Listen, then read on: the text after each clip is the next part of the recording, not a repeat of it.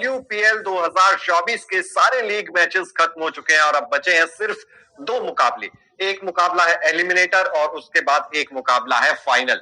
Eliminator मुकाबला जो है 15 मार्च को खेला जाएगा यानी कि शुक्रवार को, और फाइनल मैच 17 मार्च यानी कि रविवार को खेला जाएगा। दोनों मैच दिल्ली के अरुण जेटली स्टेडियम में ही खेले जाएंगे। अब एलिमिनेटर मुकाबला तो है मुंबई इंडियंस और रॉयल चैलेंजर्स बेंगलोर के बीच, लेकिन इन दोनों में से जो भी टीम एलिमिनेटर मुकाबला जीतेगी वो खेलेगी 17 मार्च को WPL 2024 का फाइनल मैच दिल्ली कैपिटल्स के खिलाफ। अब देखना होगा कि आरसीबी आगे जाती है या फिर मुंबई की टीम आगे जाती है फाइनल के लिए। अब यहां पर यह भी देखिए कि दिल्ली कैपिटल्स ने पिछले सीजन भी फाइनल खेला था, वो मुंबई इंडियंस के खिलाफ खेला था। मुंबई इंडियंस ने ट्रॉफी जीती थी पिछले सीजन। एक बार फिर से क्या मुंबई और दिल्ली के बीच मैच देखने को मिल सकता है या फिर इस बार आरसीबी की टक्कर दिल्ली से हो सकती है फाइनल मुकाबले में?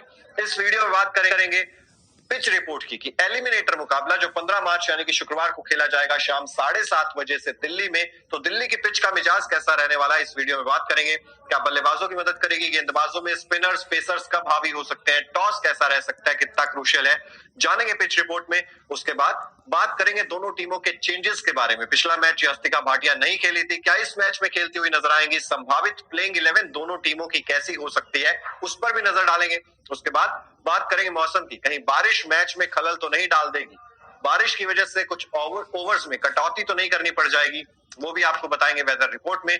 उसके बाद बात करेंगे हेड टू हेड रिकॉर्ड्स की कि जब जब मुंबई इंडियंस और रॉयल चैलेंजर्स बेंगलोर की टीम WPL के इतिहास में आमने सामने हुई है, तब तब किसका पलड़ा ज्यादा भारी रहा है वो जानेंगे हेड टू हेड रिकॉर्ड्स में। और अभी WPL 2024 का ही मैच नंबर 19 दोनों ही टीमों के बीच खेला गया था। हालांकि दो मुकाबले खेले गए हैं इस सीजन मुंबई और बेंगलोर के बीच में, लेकिन आपको उसका स्कोर कार्ड दिखाएंगे। जो मुकाबला खेला गया था मैच नंबर 19 सबसे कुछ दिन पहले ही, उसके स्कोर कार्ड पर नजर डालेंगे कैसा प्रदर्शन था, और उसके बाद बात करेंगे दोनों टीमों के मजबूत पक्ष क्या है और कमजोर कड़ियां क्या है। तो इस वीडियो को एंड तक जरूर देखिएगा, इस मैच से जुड़ी लगभग हर जानकारी आपको इस वीडियो में मिल जाएगी। इसके अलावा अगर सब्सक्राइब नहीं किया आपने न्यूज नेशन को तो वो भी जल्द से जल्द कर दीजिए, और कमेंट बॉक्स में बताइए क्या आरसीबी फाइनल मैच खेलने वाली है या फिर मुंबई की टीम आगे जाने वाली है। चलिए अब बिना किसी देरी के सबसे पहले नजर डालते हैं दिल्ली की पिच रिपोर्ट पर। अरुण जेटली स्टेडियम की पिच बल्लेबाजी के लिए स्वर्ग मानी जाती है। पिच पर शुरुआत में तेज गेंदबाजों को थोड़ी मदद जरूर मिलती है, लेकिन दूसरी पारी में स्पिनर्स हावी नजर आते हैं। टॉस जीतने वाली कप्तान यहाँ पहले बल्लेबाजी करने का फैसला कर सकती है, तो दिल्ली का मैदान इसी तरीके का है। अभी तक जैसा पैटर्न नजर आया है, दूसरी पारी में स्पिनर्स को काफी मदद मिलती हुई दिखाई दी है, जिस वजह से यहाँ पर टॉस जीतकर पहले बल्लेबाजी करना ही सही साबित हुआ है। इसके अलावा मैदान छोटा है, आउटफील्ड काफी तेज है, गोली की रफ्तार से गेंद यहां से आउटफील्ड पर ट्रेवल करती है, जिस वजह से बल्लेबाजों को यहां पर बैटिंग करना पसंद भी आता है। अब चेंजेस क्या कुछ हो सकते हैं, आइए नजर डालते हैं MI वर्सेस आरसीबी एलिमिनेटर मुकाबले की संभावित प्लेइंग 11 पर। सबसे पहले मुंबई की बात करें तो हेली मैथ्यूज और यस्तिका भाटिया ओपनिंग करते हुए नजर आ सकते हैं। यस्तिका भाटिया की वापसी हो सकती है। इसके अलावा नेट सीवर ग्रंट है, कप्तान हरमनप्रीत कौर है, एमिलिया कर है, अमनजोत कौर है, संजीवन संजना है जिन्होंने पिछले मुकाबले में ओपनिंग की थी यस्तिका भाटिया की गैर मौजूदगी में। इसके अलावा पूजा वस्त्राकर एक ऑलराउंडर के रूप में मौजूद है, उमेरा काजी है, शबनम इस्माइल है और साइका इशाक एक ऐसी गेंदबाज जो बहुत ही तेज गति से गेंदबाजी करती है। रिकॉर्ड बनाया था सबसे तेज वुमेन्स क्रिकेट में, अगर मैं बात करूं तो वहां पर सबसे तेज गति से गेंद डालने का रिकॉर्ड साइका इशाक ने बनाया था इसी WPL में। अब बात करें बेंगलुरु की संभावित प्लेइंग 11 की, तो वहां पर आप देखेंगे कप्तान स्मृति मंदाना ओपनिंग करती है, उनके साथ होती है मेघना, उसके बाद सोफी मोलिनेक्स आती है, एलिस पेरी इस टीम की काफी अनुभवी प्लेयर है, इसके अलावा काफी अच्छी फॉर्म में भी चल रही है। एलिस पेरी से बहुत ज्यादा उम्मीदें रहेंगी। मुंबई के खिलाफ अभी कुछ दिन पहले ही जो मुकाबला खेला गया था 6 विकेट चटकाए थे सिर्फ 15 रन देकर। पेरी एक बहुत बड़ा नाम, उसके अलावा सोफी डिवाइन है, ऋचा घोष भी कमाल की फॉर्म में चल रही है, जॉर्जिना वेरहम है, दिशा कसाट है, इसके अलावा श्रियंका पाटिल, आशा शोभना और रेणुका सिंह ठाकुर आपको खेलती हुई नजर आ सकती हैं।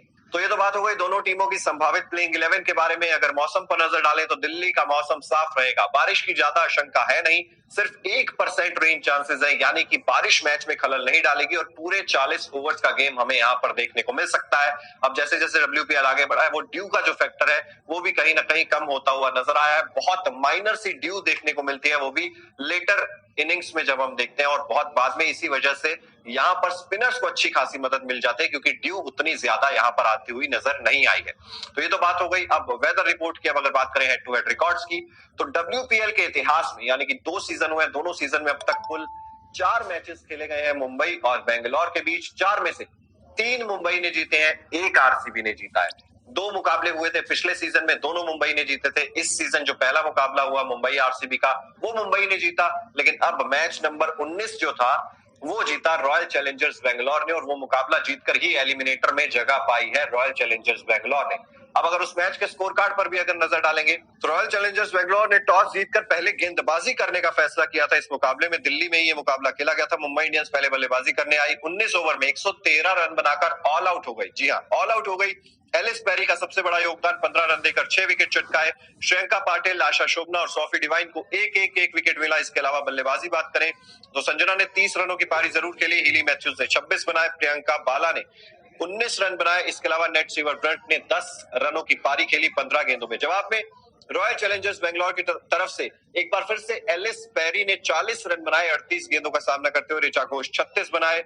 स्मृति मंदाना कप्तान 11 रन बनाकर आउट हुई थी। और इस तरीके से रॉयल चैलेंजर्स बेंगलोर की टीम ने इस मुकाबले को सिर्फ 15 ओवर में 5 ओवर शेष रहते 7 विकेट से अपने नाम कर लिया था। मुंबई की गेंदबाजी में Nat Sciver Brunt, Shabnim Ismail और हीली मैथ्यूज को एक विकेट मिला था। तो इस तरीके का रहा था ये मुकाबला, एक तरफा अंदाज में जीता था। और एलिस पेरी WPL के इतिहास में सबसे शानदार स्पेल डालने वाली खिलाड़ी एलिस पेरी। अभी तक किसी ने 6 विकेट हॉल नहीं लिया था और एलिस पेरी ने इतिहास के पन्नों में अपना नाम दर्ज जरूर करवा लिया है। अब आरसीबी के लिए चिंता की बात क्या है? चिंता की बात है स्मृति मंदाना तो फॉर्म में आ गई थी, उन्होंने 2 अच्छी पारियां खेली, लेकिन उसके बाद फॉर्म कहीं ना कहीं डिप होता हुआ भी नजर आया। पिछले 2 मैचेस में उनका बल्ला उतना अच्छे से चल नहीं पाया है। लेकिन उसके अलावा अगर हम लोग बात करेंगे, ऋचा घोष शानदार फॉर्म में चल रही है, एलिस पेरी शानदार फॉर्म में चल रही है, स्मृति मंदाना से उम्मीदें काफी ज्यादा रहने वाली है। लेकिन इसके अलावा बैटर्स ने उतना अच्छा काम नहीं किया, चाहे वो मेघना हो, मेघना से भी ज्यादा एक्सपेक्ट किया जाता है, लेकिन उतना अच्छा उन्होंने परफॉर्म अभी तक नहीं किया है। तो बल्लेबाजी में 3 नाम सही है, लेकिन उसके अलावा बल्लेबाजी जो है कहीं ना कहीं डगमगाती हुई नजर आती है। इसके अलावा गेंदबाजी जो है वहां पर भी कहीं ना कहीं फ्लॉस नजर आते हैं। रेणुका सिंह ठाकुर का फॉर्म उतना अच्छा है नहीं। फिर से नजरें सभी की जाती हैं या तो आशा शोभना पर या फिर आपकी नजरें जाती हैं एलिस पेरी पर। Ellyse Perry by the way Australia में उतनी ज्यादा गेंदबाजी उनसे करवाई नहीं जाती, लेकिन स्मृति मंदाना ने भरोसा जताया एलिस पेरी पर और वो भरोसे पर खरी भी उतरी है। तो रेणुका सिंह ठाकुर का फॉर्म जरूर कंसर्न है, इस टीम के लिए कमजोर पक्ष जरूर है। बात अगर मुंबई की करें, मुंबई के लिए कप्तान हरमनप्रीत कौर शानदार फॉर्म में चल रही है। इसके अलावा यास्तिका भाटिया भी शानदार फॉर्म में। नेट सीवर ब्रंट ऑलराउंडर है, ओके परफॉर्म रहा है, एवरेज परफॉर्म रहा है, एवरेज अबव एवरेज ही मैं कहूंगा, क्योंकि जिस तरीके से उनका अभी तक परफॉर्मेंस रहा है, कुछ अच्छी पारियां खेली है, कुछ अच्छे विकेट चटकाए हैं, लेकिन थोड़ा सा और एक्सपेक्ट कर रही होगी मुंबई इंडियंस की टीम नेट सेवर ब्रंट से। लेकिन कमाल की फॉर्म है बाकी सभी खिलाड़ियों की, चाहे संजना हो उनकी भी फॉर्म कमाल की चल रही है, कप्तान खुद शानदार फॉर्म में, यास्तिका भाटिया शानदार फॉर्म में, गेंदबाजी भी अच्छी खासी नजर आती है, चाहे साइका इशाक हो चाहे शबनम इस्माइल हो, दोनों ही तेज गति से गेंदबाजी करती हैं और शानदार गेंदबाजी करती हैं, परेशान करती हैं सामने वाली बैटर्स को। तो ये सब है।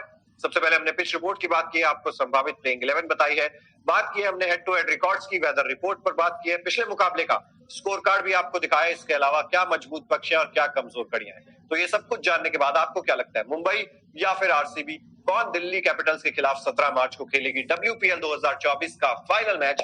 कमेंट बॉक्स में जरूर बताइए। अगर आपने सब्सक्राइब भी कर दीजिए, साथ ही बेल आइकन जरूर प्रेस कर दीजिए।